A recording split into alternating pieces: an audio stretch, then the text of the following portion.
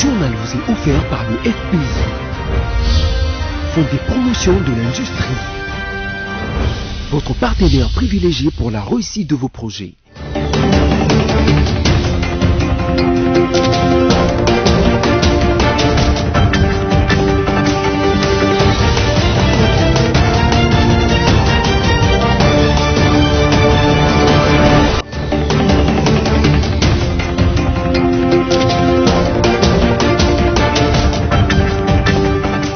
Bienvenue à ce journal rétrospectif dont voici les sommaires. La cérémonie de prestation des serments de 3 nouveaux juges de la Cour constitutionnelle s'est déroulée mercredi 21 octobre 2020 dans la salle des congrès du Palais du Peuple et devant le président de la République, Félix Antoine Tshisekedi Tshilombo. Le ministre d'État de la décentralisation et réformes institutionnelles, Azarias Rouberoy, était devant le Parlement pour répondre à une question sur l'affaire Minembwe. Enfin, les élèves et enseignants étaient dans la rue pour revendiquer leurs droits afin de reprendre leurs activités. J'ai décidé d'entamer dès la semaine prochaine une série de contacts visant à consulter les leaders politiques et sociaux les plus représentatifs afin de recueillir leurs opinions à l'effet de créer une union sacrée de la nation autour des objectifs précités. Ces consultations visent la refondation de l'action gouvernementale autour des principes de participation à la gestion du pays. À l'issue de celle-ci, je reviendrai vers vous dans une nouvelle adresse pour vous faire part de mes décisions qui n'excluront aucun cas de figure.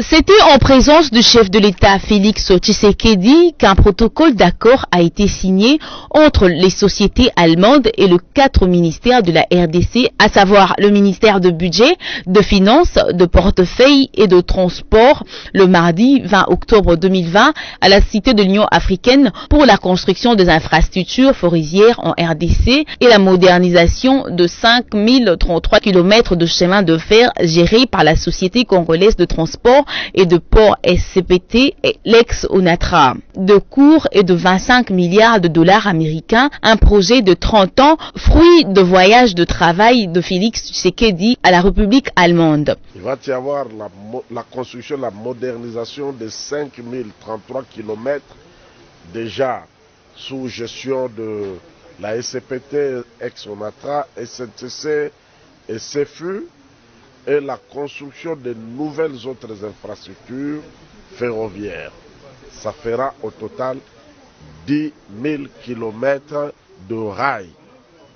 Le coût global est estimé à 25 milliards de dollars américains pendant 30 ans.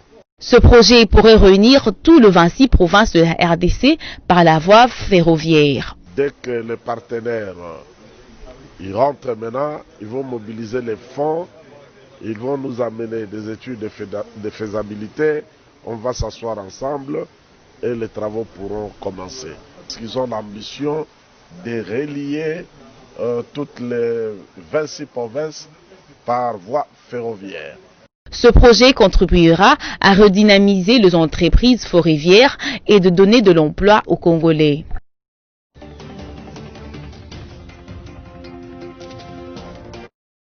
Le député Moïndo Zangui a usé de ses prérogatives lui reconnues par l'article 193 du règlement intérieur de l'Assemblée nationale pour interpeller le ministre d'État Azarias Rouberoy sur l'installation du bourgmestre de la commune rurale de Minembwe, un exercice parlementaire qui s'est fait de temps à autre à la chambre basse du Parlement. Dans sa réplique principale, Rouberoy a décrit sa mission à Minembwe qui consistait à accompagner son collègue de la Défense qui conduisait une mission sécuritaire dans cette partie de la province. Il était donc porteur d'un ordre de mission officiel validé par le gouvernement, a-t-il insisté. L'installation du bourgmestre de Minembwe a eu lieu à mon absence. Seul le gouverneur du Sud Kivu était présent, a révélé Maître Azarias Rouberois. Il a cité quelques actes administratifs qui justifient l'existence juridique de cette entité. Et même l'ambassadeur des États-Unis qui aurait pris part à cette installation, Rouberois précise que ce dernier est arrivé à Minembwe 2 jours après la cérémonie. Le ministre d'État martèle qu'il s'agit bel et bien d'une matière qui révèle du pouvoir provincial et non national. Quant à ce qui concerne la balkanisation de la RDC, tant redoutée par les cas Minembwe, le ministre d'État Azarias Rouberois a dit qu'il s'agit d'une pure invention sans fondement et que la présence des hauts officiers et ministres à Minembwe au moment de l'installation du bourgmestre de la commune n'a été qu'une coïncidence. Au moment où nous vous diffusons cette information, les députés continuent à poser des questions au ministre d'État.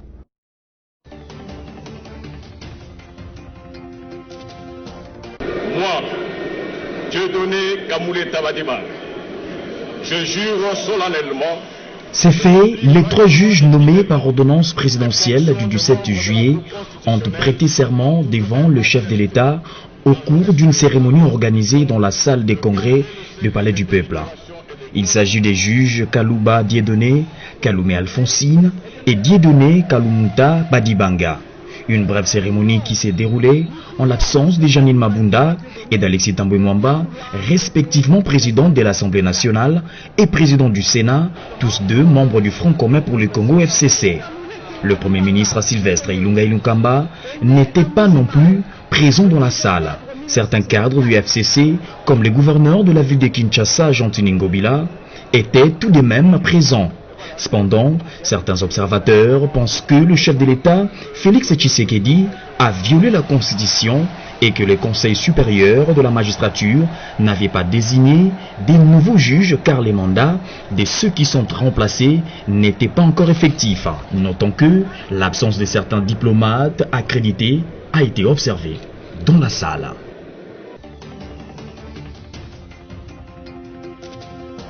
Il est indéniable à l'heure qu'il est que la stratosphère politique congolaise ne sera plus la même après la prestation des serments de 3 juges constitutionnels nommés par le chef de l'État Félix Tshisekedi qu'avant cette prestation. Rien qu'à analyser les conditions de leur nomination, les protestations qui ont suivi et la détermination de Félix Tshisekedi à aller jusqu'au bout ainsi que la réaction de bronze du FCC ont acquis vite la conviction que la RDC est en plein dans une crise institutionnelle. En plusieurs matières a-t-il été relevé. Cette année, le 5e président congolais réussit ses coups, surtout par la base de l'UDPS et toute la pléiade des politiques ainsi qu'autres personnalités et ONG des défenses de droits de l'homme. Le FCC a encaissé de coups, non sans accuser des dérives dictatoriales et de violations de la Constitution et de la loi. Conséquence directe de la prestation des serments de ces 3 juges, l'audition du ministre d'État à la décentralisation et aux réformes institutionnelles Azarias Rouberois à l'Assemblée nationale cette semaine. Le 54e conseil de ministres de ce vendredi 23 octobre a été renvoyé sine die. Point n'est besoin dans cette perspective d'être prophète pour dire ou affirmer que l'avenir institutionnel du pays dépend de ce message du chef de l'État. Va-t-il durcir le ton et évoluer dans cet élan? Va-t-il mettre fin à la coalition FCC-Cash? Va-t-il appeler à l'apaisement et à l'esquisse d'un nouveau départ dans cette coalition? Une chose est certaine, tout compte fait, si tirant des leçons des agitations politiques de 1960 et 65, la classe politique évite au pays une crise où chacun serait appelé à prévaloir de ses attributions, compétences et prérogatives constitutionnelles et légales pour nuire à l'autre, le pays ne peut qu'en reverdir. Autrement, la RDC serait caporalisée par un Occident tireur occulte de ficelles et dont le tâche est facilitée par une classe politique qui refuse de mûrir et de s'émanciper politiquement.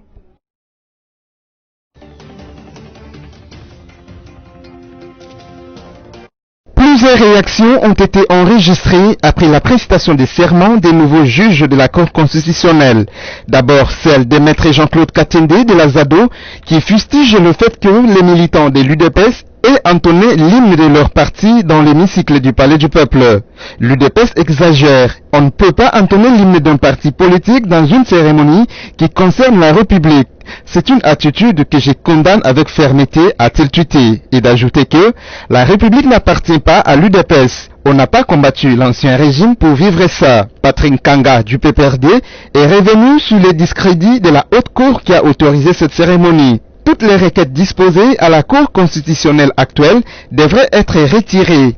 L'on ne peut pas légitimer une institution qui s'est délégitimée et qui est devenue l'outil d'un parti politique, a-t-il dit. En réaction, Kitenge Yesu, au représentant du chef de l'État, qui a félicité la tenue de cette cérémonie, a annoncé qu'elle n'est qu'une première d'un processus sévère et déterminant. Et F. Bazaïba du MLC de clôturer, je cite, « Dommage que le FCC et CACH entretiennent des crises internes pour les positionnements et les contrôles de l'appareil de l'État, lesquelles crises détournent l'attention des Congolais qui pourtant étaient focalisés sur une question d'intérêt national, Minembwe a-t-elle indiqué sur son compte Twitter ce mercredi.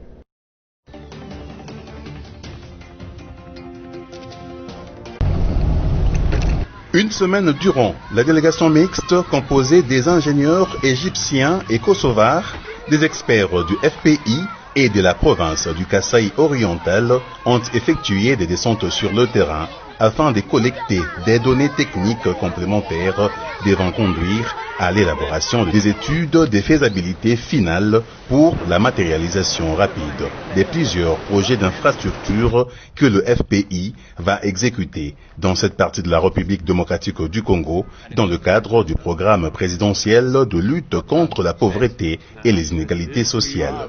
Sur place, à Mbuji-Mayi, ces experts ont effectué des études géophysiques afin de s'assurer de la qualité du sol, étant donné que la connaissance du sol et du sous-sol joue un rôle essentiel dans la construction des bâtiments, la réalisation des travaux de génie civil et d'infrastructures d'aménagement. Ces ingénieurs ont aussi visité le laboratoire spécialisé en ingénierie du sol et d'aménagement de l'université de Mbuji-Mayi, un laboratoire appelé à se moderniser pour détenir des résultats fiables. Et concernant particulièrement le projet de l'usine de traitement d'eau de Mbuji-Mayi, cette descente de prospection a permis aux experts d'identifier la source d'eau de Lukelenge qui est située à 10 km du centre-ville de Mbuji-Mayi. Cette source d'eau, possédant des qualités requises, va faciliter la matérialisation de ces projets. Nous avions travaillé avec Grandi Groupe International sur l'unité de production de l'eau, la capacité, la quantité qui devrait servir la population de Mbuji-Mayi pour une première production de 500 000 ménages. Nous avions eu la réunion avec monsieur le gouverneur. Il nous a montré que nous avons l'eau plus proche de la ville au lieu d'amener l'eau à 80-90 km de la ville. Parce que la distance fait aussi que les coûts puissent augmenter ou être réduits. Cette source de Lukelenge Bras-Congo est à même de servir au moins 3 millions de personnes. Nous sommes venus aujourd'hui travailler sur les principes. Est-ce que l'eau à ce stade n'a pas des empêchements pour être utilisée? L'autorité locale qui était ici nous a montré qu'il n'y a aucun problème. Nous sommes déjà satisfaits de ce point de vue-là. Par la suite, une autre descente a eu lieu avec les experts du cadastre du Kasaï oriental afin de procéder à l'identification du site où sera érigée dans un futur très proche l'usine de traitement d'eau de Mbuji-Mayi. La population est-kasaïenne est ainsi priée de prendre son mal en patience.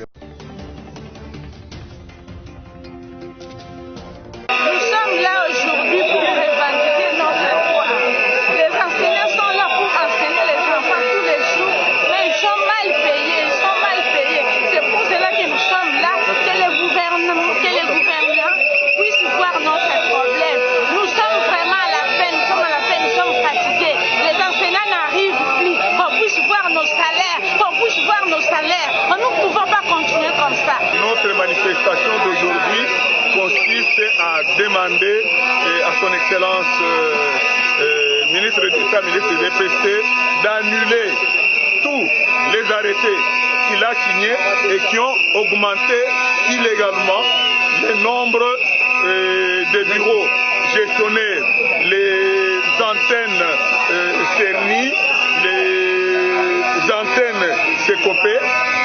Par voie de conséquence, on a engagé des gens qui sont allés au-delà des effectifs voulus. Voilà pourquoi on ne sait pas payer les enseignants, parce que les effectifs est tellement gonflé, si bien qu'on n'arrive pas à résoudre les problèmes de NU et les problèmes de deuxième et troisième palier.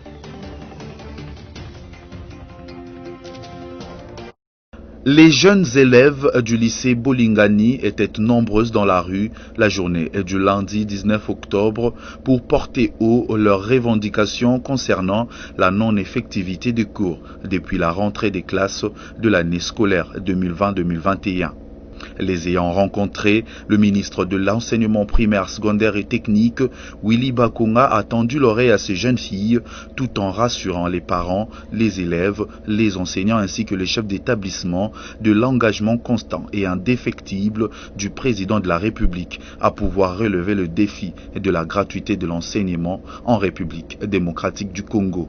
Ensuite, Willy Bakonga a pris part à un dialogue à cœur ouvert avec les syndicats des enseignants et des élèves pour apporter plus de lumière sur les problématiques soulevées. Le patron de l'EPST condamne la manipulation des écoliers avant de rassurer de la prise en charge à la fin du mois d'octobre de 58 000 enseignants NU du primaire et de l'ouverture de la commission paritaire avec le banc syndical.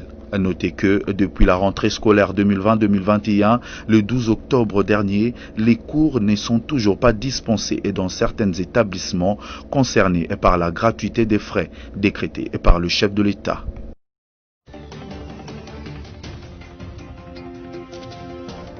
Le comité multisectoriel de la lutte contre la pandémie à Covid-19 est mis en place dans les différentes salles de palais du peuple. Certains estiment que la suspension de plénière à l'Assemblée nationale est une marge de manœuvre que se donne le membre du bureau de l'Assemblée nationale qui veulent entendre le contenu de la communication du chef de l'État ce vendredi 23 octobre 2020. L'adresse du chef de l'État à la nation est très attendue. Elle sera faite dans un contexte très tendu entre la coalition FCC-Cash à cause de la crise née de la nomination de nouveaux juges à la Cour constitutionnelle. Certains analystes pensent que le chef de l'État pourrait annoncer la dissolution du Parlement.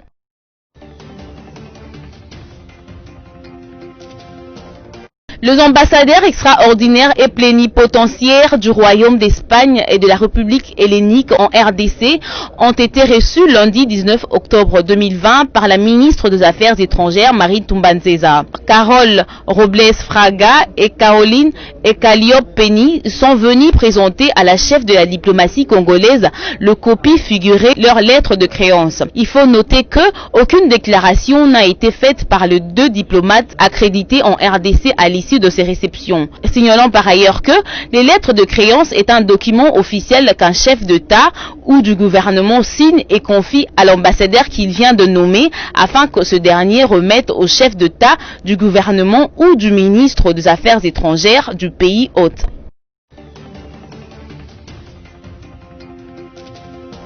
Le FCC constate que le choix délibéré de violer la Constitution a été consommé jusqu'au bout, allant jusqu'à toucher aux symboles et rituels de la République, à travers un passage en force qui fera date dans les annales sombres politiques du pays à plus d'un titre. Le FCC tient à féliciter tous ces cadres évoluant au sein des institutions pour avoir refusé de cautionner une violation si flagrante de notre loi fondamentale, démontrant par la même occasion qu'il constitue une majorité réelle, vivante, unie, pétrie des principes républicains et disciplinée. Le FCC tient à réaffirmer sa position sur ce dossier de nomination de nouveaux juges constitutionnel reste inchangée. En effet, la nullité des nominations des 10 juges étant de plein droit conformément à la loi organique pertinente, le FCC ne reconnaît pas ces derniers et ne se sentira lié par aucun acte qu'ils poseront. Le FCC rassure l'opinion tant nationale qu'internationale qu'il poursuivra son combat dans le respect de la Constitution et des lois de la République, seul gage véritable d'un État de droit, et qu'il usera de toutes les voies légales pour atteindre ce noble objectif et pour s'opposer à toute initiative visant à déstabiliser les institutions.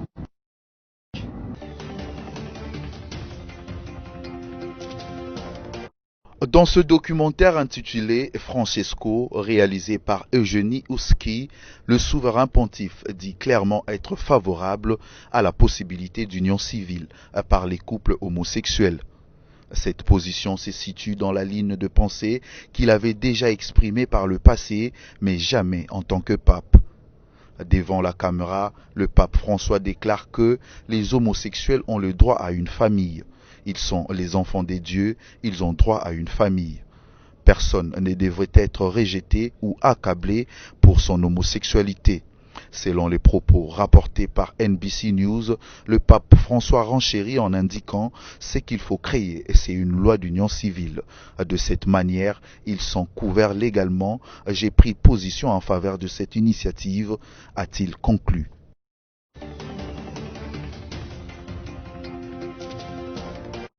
La corruption est une violation aux droits de l'homme, telle a été la définition par l'orateur de Face aux jeunes du mois d'octobre, organisé par Abari RDC, Henri Mutombo, concernant la voie privilégiée pour lutter contre la corruption en République démocratique du Congo.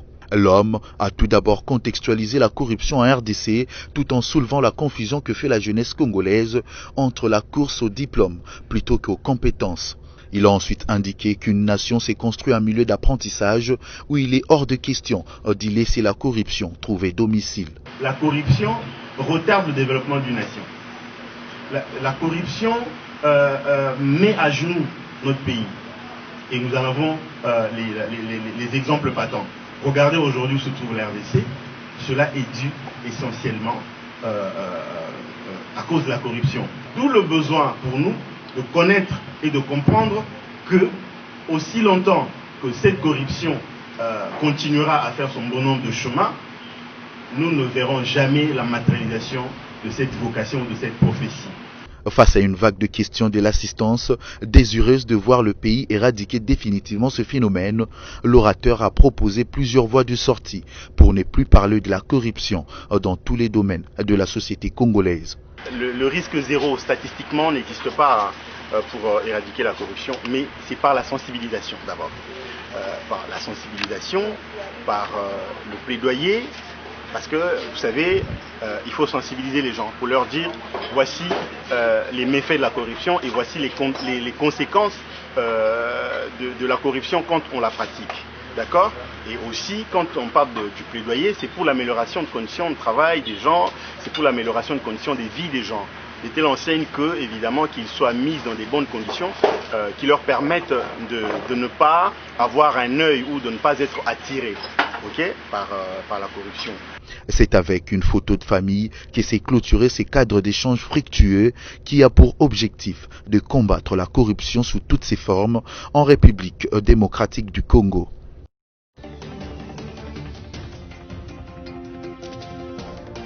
Les services de sécurité ont mis la main sur certains officiers après l'évasion spectaculaire à la prison de Kambayi en ville de Beni lors de l'attaque des présumés rebelles ADF. Les sources judiciaires soutiennent que, parmi les arrêtés, figurent 2 officiers des forces armées de la République démocratique du Congo FARDC et un élément de la police nationale congolaise. Les griefs portés à leur charge précisent les mêmes sources et la fuite devant l'ennemi. D'ores et déjà, cette attitude a occasionné l'évasion des détenus qui sont actuellement recherchés par les éléments de l'ordre. En séjour dans la région de Béni, le numéro 2 de la MONUSCO, David Creslier, a reconnu que l'évasion des détenus aura des conséquences fâcheuses. C'est ainsi qu'il a indiqué qu'un travail est en train d'être fait pour protéger la population.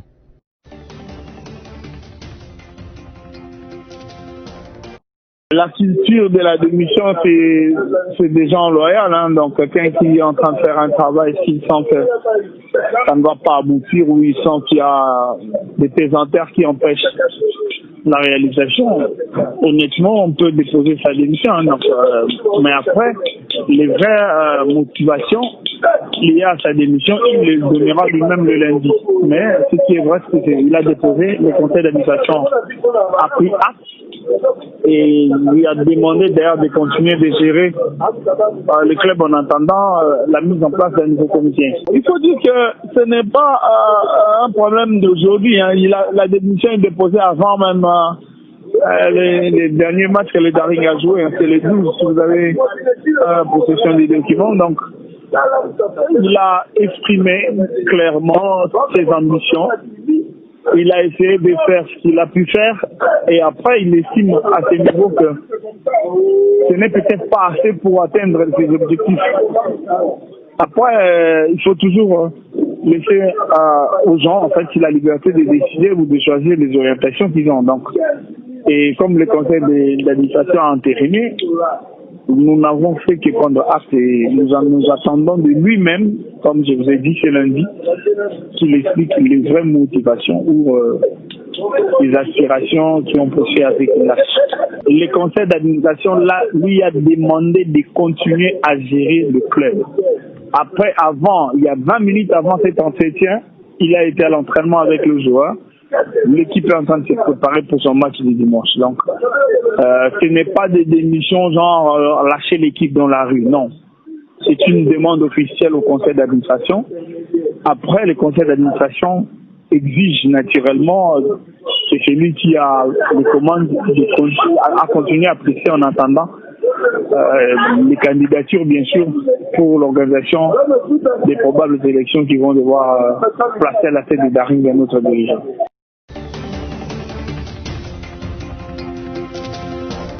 Voici à présent les rappels des titres. La cérémonie de prestation des serments de 3 nouveaux juges de la Cour constitutionnelle s'est déroulée mercredi 21 octobre 2020 dans la salle de congrès du Palais du Peuple et devant le président de la République, Félix Antoine Tshisekedi Tshilombo. Le ministre d'État de la décentralisation et réformes institutionnelles, Azarias Rouberoy, était devant le Parlement pour répondre à une question sur l'affaire Minembwe. Enfin, les élèves et enseignants étaient dans la rue pour revendiquer leurs droits afin de reprendre leurs activités.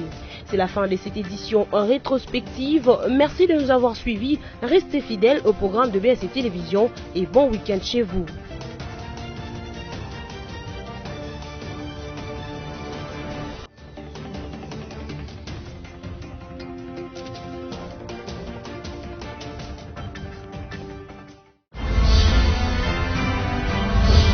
Ce journal vous a été offert par le FPI, Fonds des promotions de l'industrie, votre partenaire privilégié pour la réussite de vos projets.